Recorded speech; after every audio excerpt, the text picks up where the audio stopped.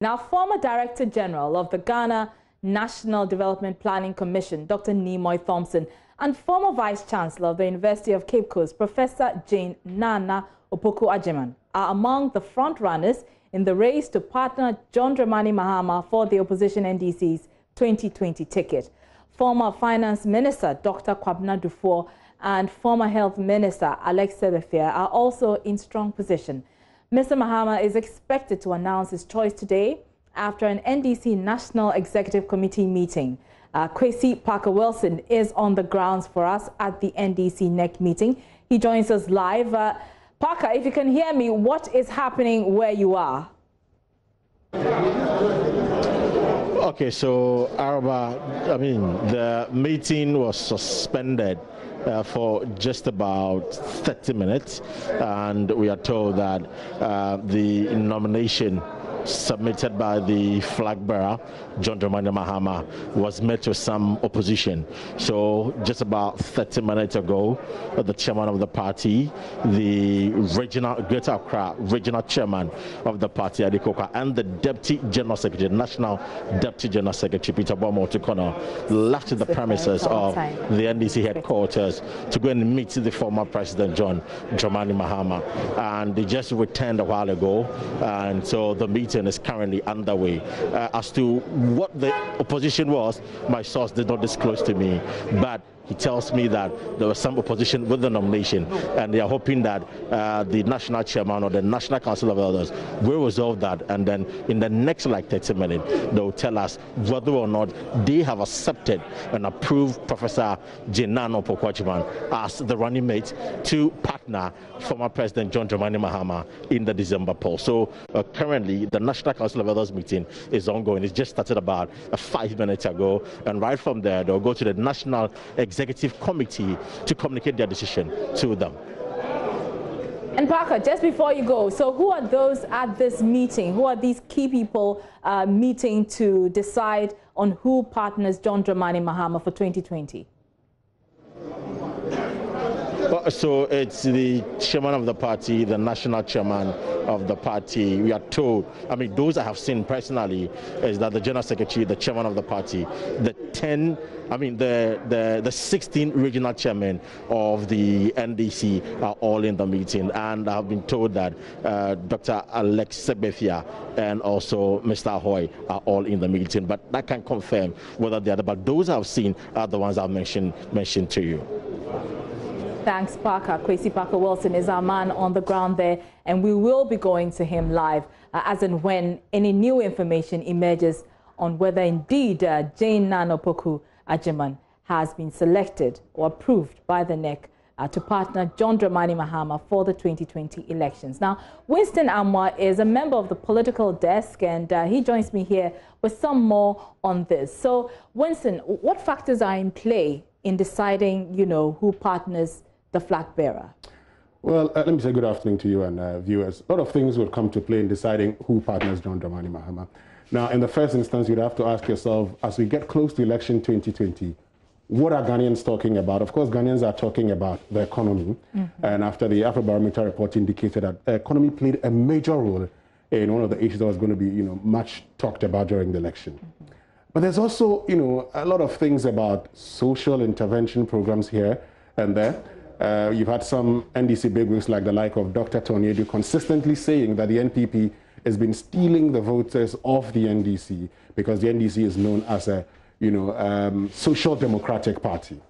So in going into this election, the economy will play a major role, and the social sector, particularly education, because one of the trump cards of the NPP going into this election is the free SHS. Right. And if you're going to, be contesting with a government that says, I have implemented this, it means you should be spot on policies concerning education. Right. And if you want to talk about policies concerning education, you have a former education minister, you have a former vice chancellor of the University of Cape Coast, who's been dean of graduate studies, dean of the Faculty of Arts, head of English language department. So lots of factors are playing here. And that's how come you would see that, the name of Dr. Kwabena Dufour came out strongly. Because when it comes to the economy, here's a man who's been general manager of the Ghana Commercial Bank, he's been deputy governor before, he's been governor before, he's been a finance minister before, he's owned a bank. There are issues here and there, but We'll get into the details and what each brings to the ticket. But we have profiles of the four runners. Let's begin with Professor Jane Nana Opoku-Agyeman. She was born on the 22nd of November 1951 in Cape Coast, Ghana. She attended Anglican Girls Secondary School at Koforidua and Ebri Presby Girls School. She then had her secondary education at the Wesley Girls High School in Cape Coast from 1964 to 1971. She completed her Bachelor in Education in English and French at the University of Cape Coast in 1977 and obtained her master's and doctorate degrees from York University in Toronto, Ontario, Canada in 1980 and 1986 respectively. Professor Opoku-Agyeman taught and worked at the University of Cape Coast starting in 1986. She has held various academic positions, including head of the Department of English, Dean of the Faculty of Arts, Warden of Adishia Hall, Valco Trust Fund Postgraduate Hostel, and Dean of School of Graduate Studies and Research from 1997. She has held the position of Academic Director of the School for International Training in the History and Cultures of the African Diaspora from 2008 to 2012. She was the university's Vice Chancellor.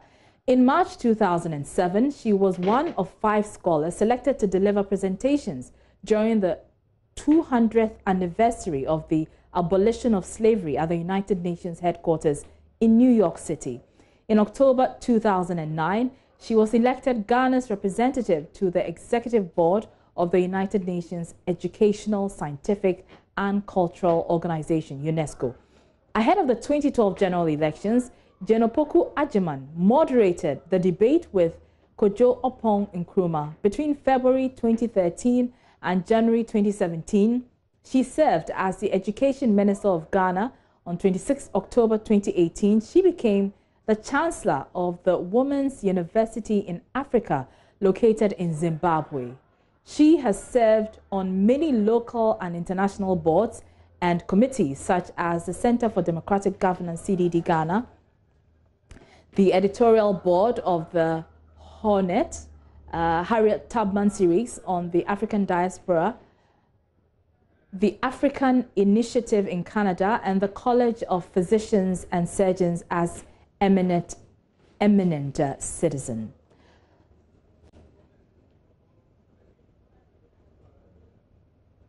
So that's a brief profile of Dr. Nana Jane Opoku-Mensah. Winston, what does she bring to the table? You're earlier talking about the fact that the MPP's flagship program, Free SHS, is going to be one to look out for, that the NDC may have to find someone to sort of,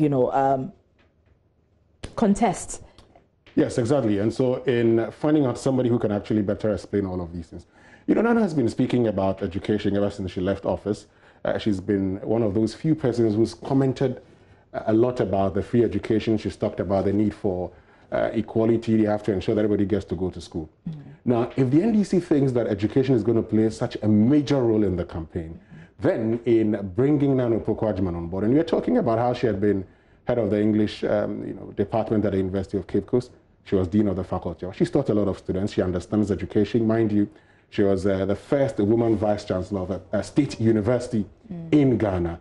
And having served as education minister also, it gives her a very good understanding of the country's educational sector. So if you're talking about a governing party that says, we have done so much in education, you need somebody that can help match that. And if you look through the NDC, I'm sure in deciding to do so, the flag bearer thinks that she's the one who can do that. And she also comes from, the NDC's consistently had somebody from the central region on their ticket. And you've heard people say that, well, why wouldn't you probably, change that? But the thing is, if you have a swing region, which could swing in your favor, make you win, why would you want to go for a candidate from your opponent's stronghold? A swing region always presents the best option. But she's a woman. Do you think Ghana is ready for a woman vice president? I mean, gender is a major issue in these elections anyway, but we've had other political or presidential candidates in the past, partner women, but they haven't garnered any votes. So do you really think that, you know, being a woman will help or hinder that ticket? Well, so you have to look at Jane Nana Opoku-Agyemang's background. You've seen her as the Chancellor of the Women University in Zimbabwe. When I was at the University of Cape Coast, she was my lecturer in African women writers. So this is the point. Now, in 2008, I'm sure that I've seen all the articles about if Nana Akufo-Addo or John Evans Atta-Mills were to choose a running mate. There's lots of people who said, if they choose a female running mate, I would vote for them because we want women participating in mainstream politics. Right from the appointment of Georgina Woods as the first Chief Justice to, you know, Sophia Akufu as Chief Justice to even Betty Modidiso as Attorney General at the time, Ghanaians have gradually been warming themselves up to the time that you'd have a woman occupy one of the two topmost positions. We've had a female speaker. What a way to continue by having a female vice president. I do not think that would affect her at all. I think that if she's able to make a strong case for her, what she says is what matters. And being female also, the good thing about it is that she's trained and mentored a lot of young ladies right from her days at the University of Cape Coast. And that could go even a long way in helping her. Well, talking is one thing, doing is another. We'll see whether the rhetoric matches the reality. Now, to former Health Minister Alex Sebefia, Mr. Sebefia, who is a lawyer called to the bar both in Ghana and the United Kingdom, is a former Deputy Chief of Staff, a former Deputy Minister of Defence, and a former Minister of Health, a former Chairman of the UK and Ireland branch of the NDC. Mr. Sebefia is currently the Director of International Relations of the NDC and Deputy Campaign Manager for the party's election 2020 campaign team. So, Winston, what does Mr. Sebefia bring to the table? Well, so if he gets to be chosen, one of the things he would bring on is the fact that in the 2016 elections, one of the challenges the NDC faced was that it had lost touch with its roots. Now, Mr. Sebefia is from the Volta region, but you also should ask yourself, does he actually, is he so in touch with the Volta region? It doesn't look like that. And that's the challenge with, Alex Sebefia's case, for instance, because where he can actually claim his base is the Volta region, where he's not so popular. And my understanding of all the decisions that they've been making is the fact that for some reason there's a decision to move away, a decision not to choose somebody from the Volta region. The decision seems to favor choosing somebody from the Akan group or persons who are well versed in that constituency of the Ghanaian electorate. And so it creates a bit of an issue for Alex Sebefia. It would be surprising if he gets the nod. It doesn't look like him. Right. To the former Finance Minister, Dr. Dufour, he graduated in 1968 with a BSc degree in economics. His postgraduate studies was at the Syracuse University in New York, United States, where he obtained a master's in business administration degree in finance and banking and Master of Arts in Economics in 1975. He was also awarded a doctorate of philosophy in international finance in 1979 at that same university. In 1958, Dr. Dufour entered Prempeh College in Kumasi on a Ghana Cocoa Marketing Board scholarship, where he obtained both his O-level and A-level certificate in 1962 and 64, respectively. And in 1968, he obtained a BSc Economics degree from the University of Ghana. And after working briefly with VRA, he started his career with the Ghana Commercial Bank in 1969. Between the years 1973 and 1979, while working with GCB Bank, Dr. Dufour obtained a USAID and African Graduate Fellowship Awards to pursue further studies at the Syracuse University. And as you know, he's popularly known to be a former finance minister. So earlier you were talking about Dr. Dufour, and you made the point that the MPP is also going to make their management of the economy a high point in this campaign. Exactly, and I mean, in Dr. Bawumia's town hall meetings that he's held ever since he became vice president, one of the things he's always talked about is the figures. He's talked about the data. And what a way to talk about data if it is not on the economy. And you consistently would have seen that the government always makes a reference to their handling of the economy. Now, if you want to challenge that, and in the NDC's last campaign before the 2016 elections, obviously Free Yankra at the time talked about, in introducing Paku Misatha as the man who had a signature on the currency. Same would apply to Dr. Kwabena before. He's been governor before. He's been finance minister before. He has a very good understanding of the Ghanaian economy. He's also one who established a bank, and he created jobs for people. The NPP's 2016 campaign was change agenda for job creation. And so many of the policies they put in place was talking about job creation.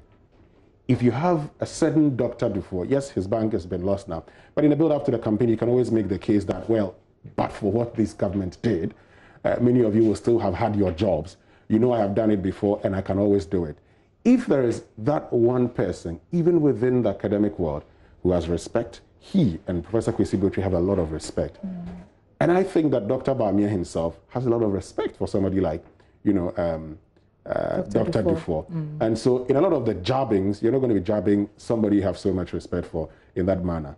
But when it comes to politics, does respect really matter? It plays an important role. One of the things that politicians, you know, wouldn't say openly, but, you know, inwardly they admit is that the things he says to you, you should also get home and be able to still continue talking. And so he will say things that would not hurt so much. But, I mean, having said all of that, Dr. Dufour's acumen when it comes to his understanding of economics and the Ghanaian situation is phenomenal. Anybody who reported in Parliament at the time, even when he presented budgets and whenever he came to deliver speeches, anytime the opposition at the time said, oh, we started it, he said, oh, you couldn't finish it. We're doing it for you. You remember that particularly. Right, I do. Yes, and so he's somebody who also can play the politics. Look, all the names that have come up, if there's one person who has, you know, as two sides to it, one who is seen as very quiet, but one who can also throw jabs, it is Dr. Kwabena Dufour. Okay. He understands the politics, he knows how to play it. Talking about job creation, he could always play the victim to his advantage in the build-up to this election.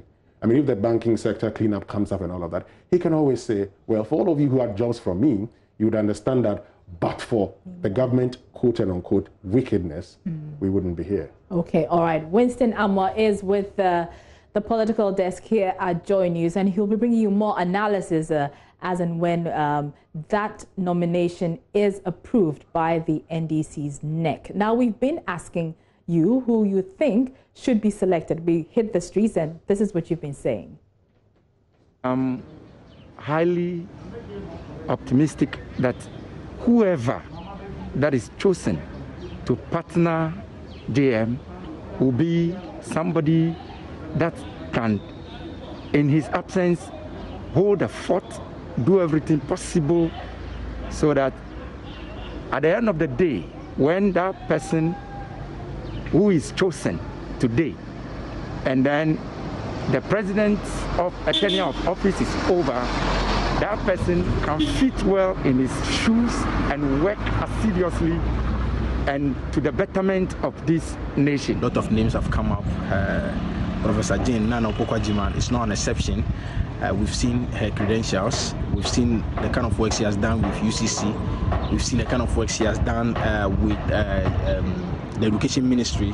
We've seen all these things. But my question that I keep asking my own people is that, Ghana, are we ready for a female vice president?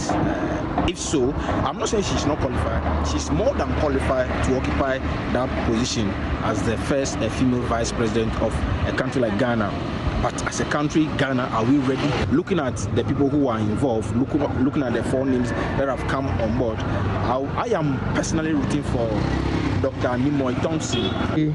Members of the NDC, we expect somebody that is competent enough to add to the candidature of our flag bearer, that is John Dramani Mahama. So we left to us, we don't care whoever is chosen. All we want to see or hear or know about is the competence level of the running mate. We expect somebody that will be a very good economist, because normally we have the vice president who is the chairperson for the economic management team, and we want somebody that has that background.